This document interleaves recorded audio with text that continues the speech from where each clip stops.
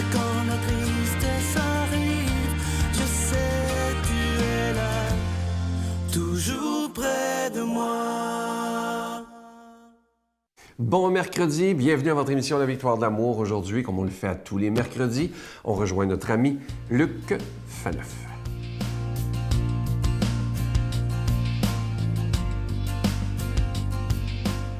Bonjour, merci d'être là. Nous écoutons l'Évangile selon François. Oui, c'est l'Évangile de Jésus, mais c'est un Évangile, comme vous le savez, vous qui êtes fidèles comme ça chaque semaine, c'est un Évangile interprété à la sauce, à la façon du pape François, qui, on le sait, en fait, c'est presque déjà consacré. Je pense qu'il passera à l'histoire comme étant vraiment le pape vraiment de la miséricorde. Mais aujourd'hui, on va insister sur un autre aspect. Le pape, dans un tweet du 15 mai dernier, nous invitait à réfléchir à une des personnes de la Trinité, l'Esprit Saint. Écoutons ce qu'il écrivait. « Viens, Esprit Saint, libère-nous de tout égoïsme et infusons-nous la joie d'annoncer l'Évangile. » Alors je relis. « Viens, Esprit Saint, libère-nous de tout égoïsme et infusons-nous la joie d'annoncer l'Évangile. » L'Esprit Saint. L'Esprit Saint. C'est quoi l'Esprit Saint? Si je vous posais la question, si on était comme ça réunis, là, quelques centaines, milliers, puis je passais le micro, l'Esprit Saint, c'est vraiment la personne de la Trinité qui est la plus difficile à définir. Puis on s'entend bien aussi, quand on parle de Dieu, peu importe la langue que l'on parle, les mots qu'on utilisera, les mots seront toujours, en déficit. Les mots ne seront jamais capables de traduire. On n'est même pas capable, par les mots, de traduire ce qu'est l'amour. Je dis l'amour humain. Alors, imaginons traduire l'amour en Dieu. Pour nous, c'est quelque chose de pratiquement impossible, mais on essaie. L'Esprit Saint, on le sait, parce que vous signez chaque jour au nom du Père et du Fils et du Saint-Esprit, donc la troisième personne en Dieu. Mais c'est la personne amour, c'est l'amour éternel entre le Père et le Fils qui les unit. Or, nous sommes, depuis le retour de Jésus, l'ascension de Jésus, nous sommes sur la terre dans le temps de l'Église, qui est le temps de l'Esprit. Quand vous lisez les Actes des Apôtres, comme on lit dans le temps de Pâques, on voit bien, c'est l'Esprit Saint qui multiplie comme ça les croyants, les miracles, les conversions. C'est l'Esprit Saint qui construit l'Église. Et recevoir l'Esprit Saint, on le reçoit au baptême, évidemment, mais on le reçoit chaque jour. Vous le recevez en ce moment si vous écoutez cette réflexion portée, mue par la prière. C'est l'Esprit Saint qui est vraiment, j'allais dire, l'électricité, la vie intérieure de la prière. L'Esprit Saint, c'est extraordinairement important. C'est une personne divine.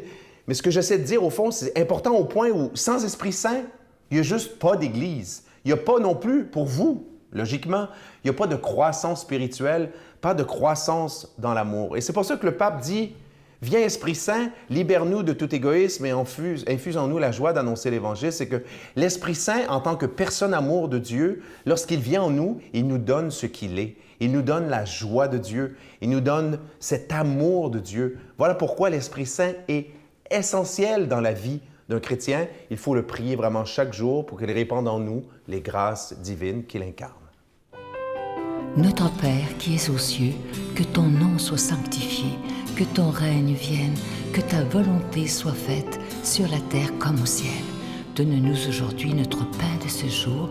Pardonne-nous nos offenses comme nous pardonnons à ceux qui nous ont offensés.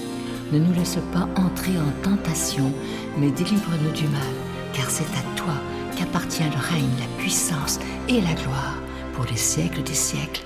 Amen. La Victoire de l'amour vous invite à sa retraite spirituelle dans le centre du Québec les 7, 8 et 9 octobre 2016, sous le thème « Le nom de Dieu est miséricorde ». Venez vivre des moments de ressourcement inoubliables en compagnie de l'abbé Éloi Giard, Pierre-Luc Bordelot, Sœur Angèle, Sylvain Charon, Brigitte Bédard, Miguel Padilla, avec la présence exceptionnelle de Franck Nicolas, conférencier reconnu mondialement, qui nous enseignera sur l'importance du pardon. À l'hôtel et suite Le Dauphin à Drummondville.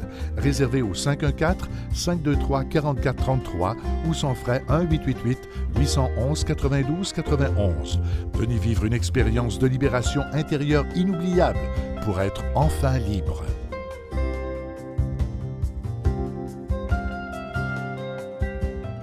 C'est avec beaucoup de joie que je vous présente ce beau cadeau du mois dont on est très fiers d'ailleurs. On le fait faire sur mesure pour la Victoire de l'amour. Vous ne le trouverez jamais dans aucun magasin. Vous le voyez à l'écran, il s'agit du pendentif de l'ange gardien.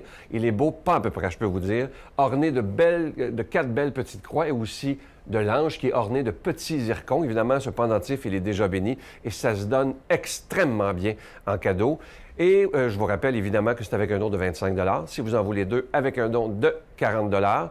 Et il y a une nouveauté. Vous savez, maintenant, notre nouvel horaire pour toute l'année, ça sera maintenant, nous sommes ouverts de 7 h le matin, du lundi au jeudi, et on ferme à 3 h de l'après-midi. Et les dimanches, nous sommes ouverts également de 7 h le matin à 3 h l'après-midi. Je vous donne l'adresse en vous remerciant de tout cœur de votre grande générosité parce que sans vous, cette émission-là ne pourra pas exister. La Victoire de l'amour, casier postal 120, succursale Boucherville à Boucherville, le J4B 5E6, je vous la redonne. La Victoire de l'amour, casier postal 120, succursale Boucherville à Boucherville, le J4B 5E6. Vous pouvez également faire votre don par carte de crédit par téléphone dès 7 h ce matin, du lundi au jeudi, je vous rappelle, dans le 514-523-4433, 523-4433 ou sans frais le 1 888-811-9291, 1-888-811-9291, et aussi sur notre site Internet, une façon très sécure de faire votre don, le www.lavictoiredelamour.org. Alors, je vous rappelle, nos bureaux sont ouverts du lundi au jeudi, c'est le nouvel horaire, de 7 h le matin à 3 h de l'après-midi. Merci de votre grande générosité.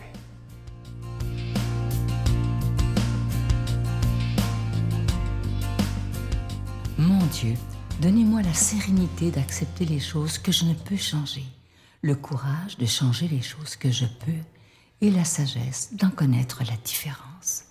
Amen. Je suis toujours tellement heureux de vous présenter cette personne parce que pour moi, même si 6000 kilomètres nous séparent, c'est un ami très, très cher à mon cœur. Il s'agit de celui qu'on appelle tendrement Monseigneur des autres, de Paris, Monseigneur Jacques Gaillot.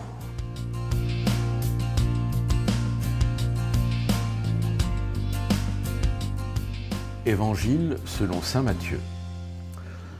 En ce temps-là, Jésus prit la parole. « Père, Seigneur du ciel et de la terre, je proclame ta louange. Ce que tu as caché aux sages et aux savants, tu l'as révélé aux tout-petits. Oui, Père, tu l'as voulu ainsi dans ta bonté. Tout m'a été confié par mon Père. Personne ne connaît le Fils sinon le Père.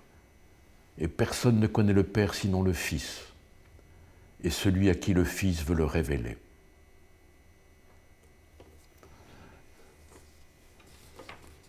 Nous reconnaissons cette belle parole de Jésus, cette prière de louange. Nous pouvons d'ailleurs nous demander quelle est la place de notre prière de louange dans la vie. On a souvent une grande place pour la prière de demande et la prière de louange. Et je crois que j'ai toujours été attentif à voir comment Jésus révèle aux tout-petits la grandeur du royaume de Dieu. Ce que tu as caché aux sages et aux savants, tu l'as révélé aux tout-petits. Je faisais ce qu'on appelle une maraude, la nuit à Paris. La maraude, c'est une équipe de gens dans une association qui va dans un arrondissement voir les gens qui dorment dehors. Alors chacun son petit périmètre, hein. Ils sont à peu près une quarantaine, puis il y en a d'autres dans Paris, etc. On se partage pour que la nuit, l'hiver comme été, on aille vers des gens qui sont à la rue. Alors à force, ils les connaissent, ils savent où aller, il y a des liens qui se créent, etc. Ils étaient contents, un jeune couple, que je vienne avec eux. Et d'autres aussi, il y a 2 jeunes étudiants polytechniciens qui sont à l'école polytechnique, qui viennent à la maraude aussi, et qui me disent on apprend beaucoup plus à être humain à la maraude que dans notre école. Alors je m'en vais avec ce couple, ils s'arrêtent, on est parti à 9 h du soir, on est revenu à minuit, et donc voilà. Et là on s'arrête en premier. Ce sont 5-6 hommes qui sont sur vous savez, une bouche de métro, il y a de la chaleur. C'est au mois de novembre, il fait froid, ils se mettent là pour avoir un peu de chaleur. Alors ils sont contents qu'on vienne vers eux, etc. et tout. Et ils disent, mais vous savez, les gens de l'immeuble, ils sont en face d'un grand immeuble, dans le 12e, ils disent, les gens ne nous aiment pas, ils ont peur de nous. Et ils aimeraient qu'on aille ailleurs. si cette plaque de la bouche du métro se trouvait à 200 mètres, ils seraient contents. Et là, quand ils viennent, ils n'aiment pas nous rencontrer, etc. Et ils disent, mais pourtant, nous sommes des êtres humains. Nous sommes des êtres humains comme eux. On n'est pas une menace pour eux. Nous sommes des êtres humains. Ça, c'est important. J'ai relevé ça, vous voyez, des êtres humains. Et puis on va, après c'est un autre groupe, ils sont debout là, ils ont l'air de bien se connaître, ils sont une dizaine, vraiment une dizaine d'hommes là. Bon. Et c'est très fraternel, je parle avec eux, et ils me disent ici, vous savez, nous, on est sur pied d'égalité. Ah, quelle belle parole aussi, on est sur pied d'égalité. Ce sont des êtres humains entre eux, il n'y en a pas un qui domine, il n'y en a pas un qui commande, ils sont entre eux. Et alors, ils me disent, est-ce qu'on peut prendre une photo? Je dis, pourquoi pas? Et voici la série de photos qui commence, avec l'un, avec l'autre, avec tout le monde. On était contents, vraiment, le spectacle de la photo, avec des gens de la rue, vraiment avec des clochards. Et j'étais vraiment très heureux avec eux, nous étions sur pied d'égalité, vous voyez. Ils ont découvert ça. Et puis je m'en vais, c'était le coin des femmes.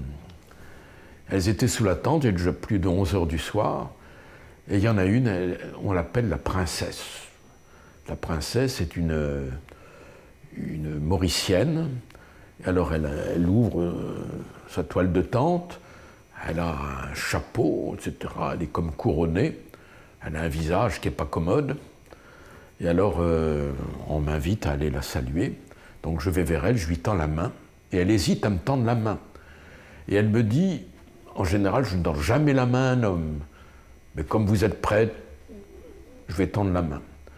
Et puis alors à la fin, au bout de 5 minutes, elle me dit, et surtout, vous ne partirez pas sans m'avoir béni. Je veux que vous me bénissiez.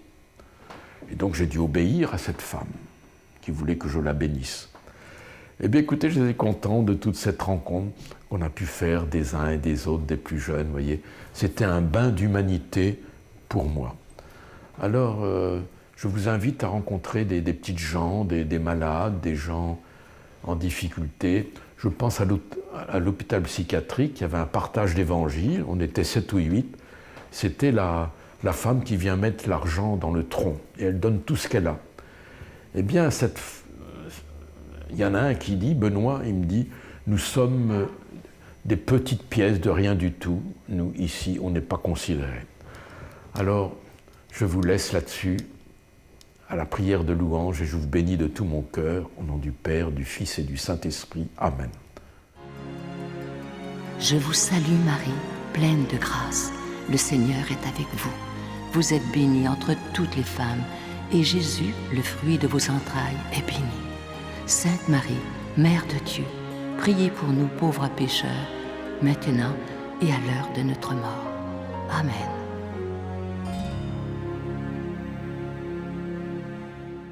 Je vous invite vraiment à réserver rapidement pour notre prochaine retraite qui aura lieu en octobre prochain. C'est dans la fin de semaine de l'Action de grâce, les 7, 8 et 9 octobre prochains à l'hôtel et suite Le Dauphin, c'est à Drummondville. Et il y a toujours des gens qui viennent d'un peu partout au Québec. Même il y en a qui, la dernière fois, il y en avait du Manitoba, imaginez. Alors, réservez rapidement, on manque toujours de place. Je vous rappelle que le thème « Le nom de Dieu est miséricorde ». Alors, il y aura Sœur Angèle, Brigitte Bédard sera avec nous, Pierre-Luc Bordelot, l'abbé Éloi Gillard, Miguel, je serai là également. Et on a l'honneur de recevoir le samedi soir, ça va être quelque chose, Franck Nicolas, qui est un conférencier reconnu à travers le monde. Il nous parlera de l'importance d'apprendre à se pardonner. Bye bye. Ce soir-là, quand j'ai arrivé chez nous, c'était pareil comme si je flottais sur mon matelas, mais pas une affaire bizarre. C'était une paix incroyable. Puis là, j'étais comme, ça se peut-tu que Jésus il ait aimé un pourri comme moi? C'était tellement spécial de penser que le Seigneur aurait descendu pour me changer.